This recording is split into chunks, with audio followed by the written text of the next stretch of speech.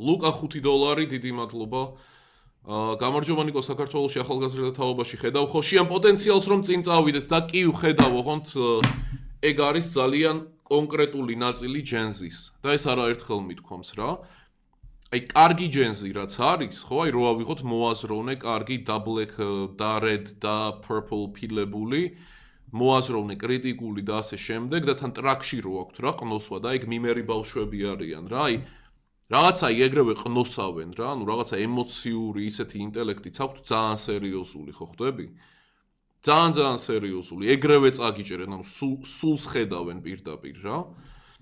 ოღონდ კარგი ნაწილი რო ავიღოთ აი ეგ ჯენზის, ბევრად ჭკვიანი არის უკვე, ხო ხვდები? თოთო ასაკში. ვიდრე რო ავიღოთ წინათაობის კარგი აი ეს ნაღები საზოგადოება რო ავიღოთ და მანამდე ხო საერთოდ ეხლა მანამდე ვინჩივის, ანუ საუკეთესო თაობა არის, რაც საითანამედროვე ისტორიაში ყოფილა კარგი ჯენზის ნაწილი, ანუ ბევრად მეციასრებენ, ბევრად მასშტაბურად აზროვნებენ და რეალურად თავისუფლები არიან რა მსჯელობაში და აძლევენ მაგ ფუფუნებას საკუთარ თავს. პრობლემა რაში არის? იმაში რომ ხმას არიღებენ, მაქსიმუმ მიმები, მაქსიმუმ ტექსტები. სად არის სიფათი, ჰა? სად არის ხმა, როჟა სად არის დამანახე, როჟა მორდა დამანახე.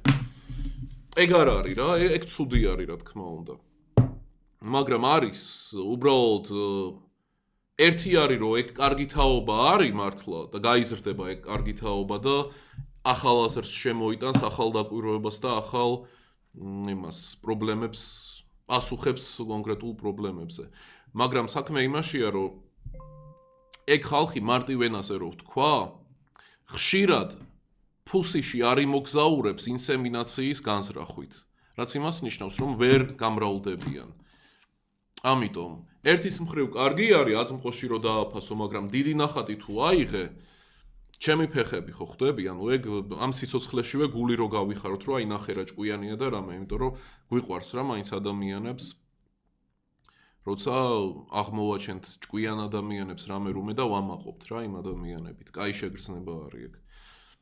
მაგრამ მაგის იქით ხო ხვდები, ინსემინაცია არ იქნება, ფუსიში აზრიანად არ იმოგზაურებენ, უაზროდ იმოგზაურებენ ფუსიში.